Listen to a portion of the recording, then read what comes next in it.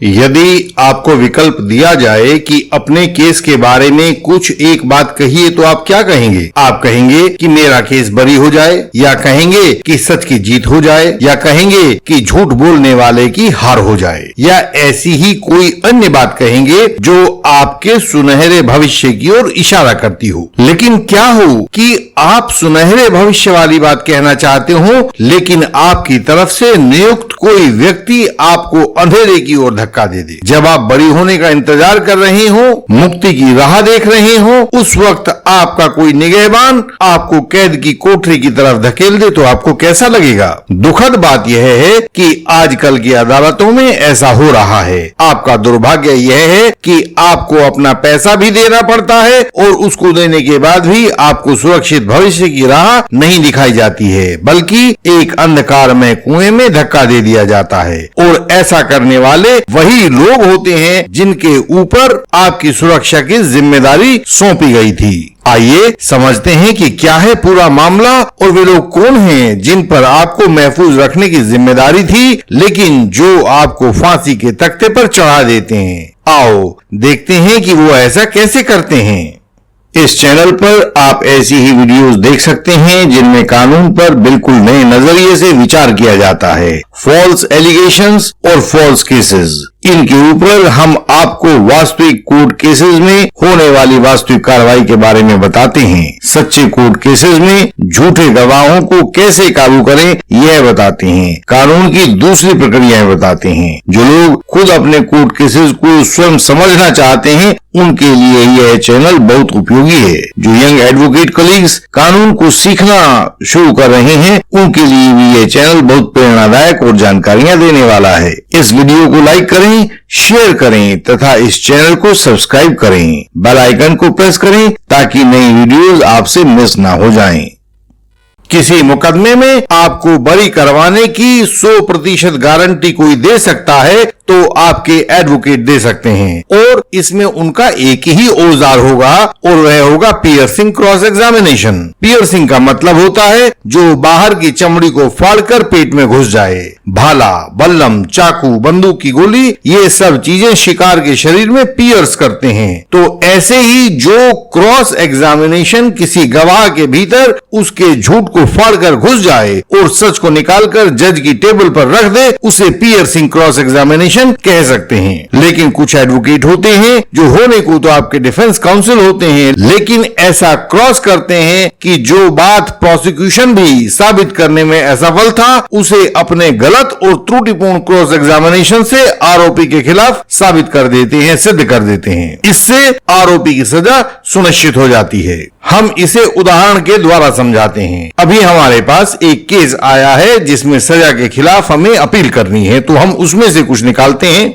आपको समझाने के लिए, लेकिन हम नाम पता उसका नहीं बताएंगे क्योंकि वह अभी एक चलता हुआ केस है। आरोप था कि आरोपी ने एक महिला से 1.5-2 साल तक लगातार शारीरिक संबंध बनाए और फिर शादी से इनकार कर दिया। महिला ने लगभग 7 माह के बाद थाने में शिकायत दर्ज करवाई और जब अदालत में उसका क्रॉस किया जाना था तो पहला सवाल ही पूछ लिया गया, देखो आरोपी ने आपसे कभी शारीरिक संबंध नहीं बनाए हैं? महिला ने उत्तर दिया, बनाए कैसे नहीं है, कई बार बनाए हैं। वकील साहब ने फिर से सवाल पूछा, देखो आपने कई महीने तक शिकायत नहीं की, इसलिए आपका आरोप झूठा है। महिला ने उत्तर दिया, वो तो इसने धमकी दी थी कि मेरे पिता और भाई को जान से मार देगा, इसलिए मैं किसी से कह नहीं पाई, मैं डर गई थी। यहाँ पर इस केस में प्रोसिक्यूशन के पास कोई सबूत नहीं था कि उस समय में कोई शारीरिक संबंध बने हों, लेकिन गलत सवाल और उसके सीधे जवाब ने आरोपी के लिए गड्ढा तैयार कर दिया, उसको सजा हो गई। दूसरे सवाल ने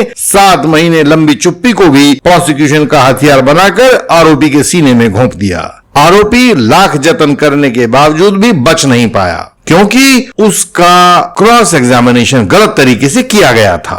हमें लगता है कि यहाँ एडवोकेट को पहले गवाह के झूठ बोलने के सभी रास्ते बंद कर देने चाहिए थे और यह क्रॉस कुछ इस तरह से आगे बढ़ना चाहिए था। हम उदाहरण के रूप में क्रॉस का तरीका आपके सामने प्रस्तुत करते हैं, देखिएगा जरा। सवाल, क्या आपने अपनी मूल शिकायत में या 161 के बयान में कहीं भी यह बताया है कि आपने प्रथम सहवास के समय आरोपी को रोका था या शोर मचाया था या उस पर हाथों से वार किया था। ध्यान दीजिए, हमने यहां यह नहीं पूछा कि आपने शोर मचाया था नहीं मचाया था, हमने पूछा कि क्या आपने जांच के दौरान आईओ को बताया था कि आपने शोर मचाया था। क्योंकि यदि हम इसको दूसरी तरह से पूछेंगे कि बताइए आपने शोर मचाया था या नहीं मचाया था, तो वह अवश्य ही कोई ना कोई बहाना बना देगी। हाँ मचाया था, लेकिन सुना ही नहीं दिया, पड़ोस में ऊंची रेडियो चल रही थी। इसका उत्तर, महिला के पास इस सवाल का उत्तर नहीं में देने के अलावा कोई चारा नहीं होगा, क्योंकि यदि वह झूठ बोलकर कहेगी कि हाँ उसने आईओ को ऐसा बताया था, तो हम तत्काल कन्फ्रंट कर देंगे। पूछेंगे, बताइए कहां बताया था। अगला सवाल हम पूछेंगे, क्या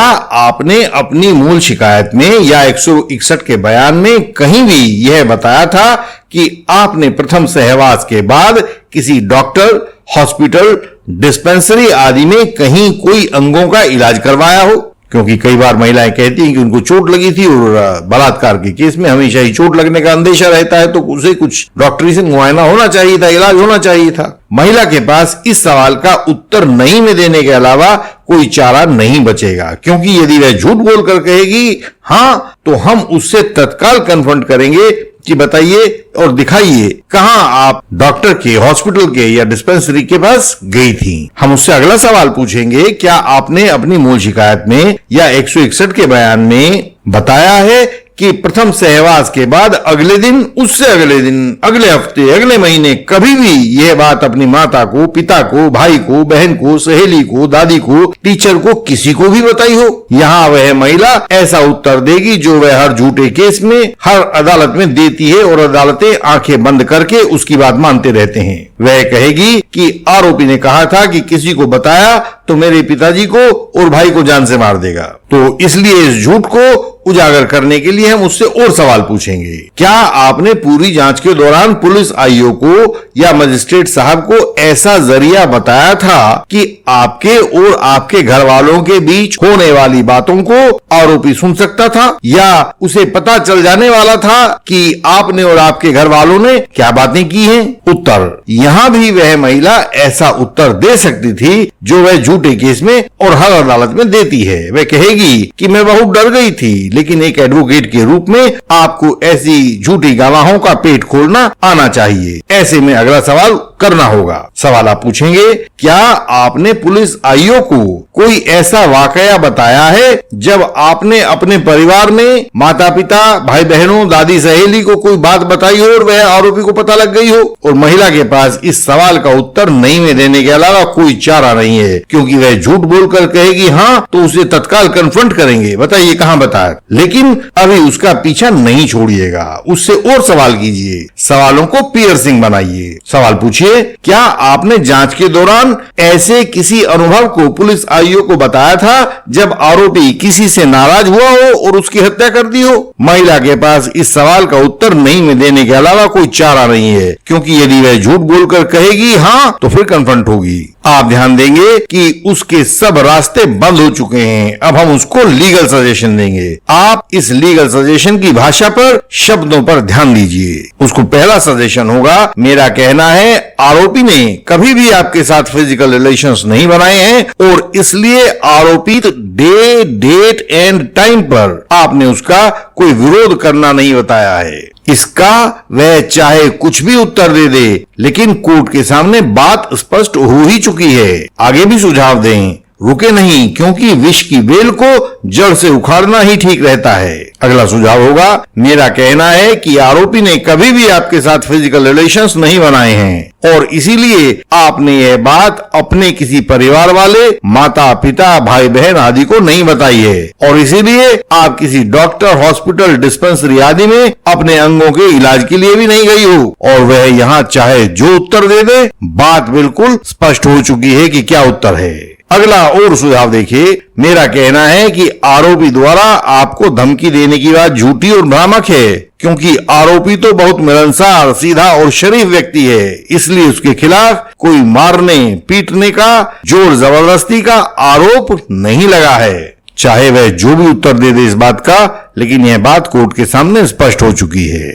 आप ध्यान देंगे कि इस पूरे क्रॉस में हमने हमारे दोनों फंडामेंटल रूल्स का पालन किया है। हर सवाल को पहले से लिख कर रख लिया है और हमें हर सवाल का यह मालूम होगा कि गवाह क्या जवाब देने वाला है। तो यदि आप अपने केस में बिल्कुल सुरक्षित रहना चाहते हैं तो किसी भी बात से ज्यादा आप एक सही और पियर्सिंग वाले क्रॉस एग्जामिनेशन पर ध्यान दें। यह पियर्सिंग क्रॉस एग्जामिनेशन ही आपकी जीत की गारंटी होता है। यदि आप फॉल्स एलिगेशन वॉरियर हैं या फिर यंग एडवोकेट कलीग्स हैं तो हमसे ऐसा पियर्सिंग क्रॉस एग्जामिनेशन मंगवा सकते हैं। यह हम केवल अपने मेंबर्स को ही भेजते हैं, अतः हमारे मेंबर बनिए और अपने भविष्य को सुरक्षित कर लीजिए।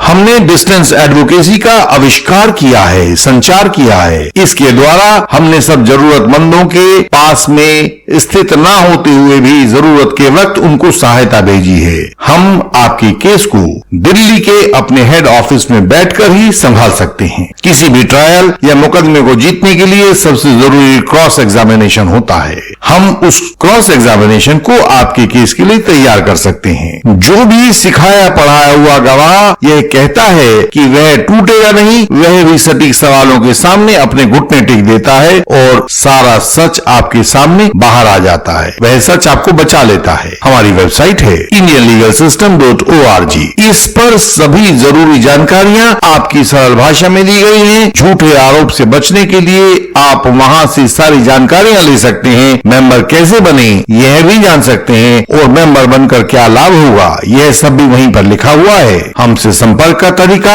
आपके सामने है, स्क्रीन पर दिखाई दे रहा है। आप हमें व्हाट्सएप पर मैसेज कर सकते हैं, आपको तत्काल ही उत्तर मिलेगा, आगे का निर्देश मिलेगा। हम आपके लिए आगे भी ऐसी ही वीडियोस लाते रहेंगे। अगली बार मिलने तक प्रणाम।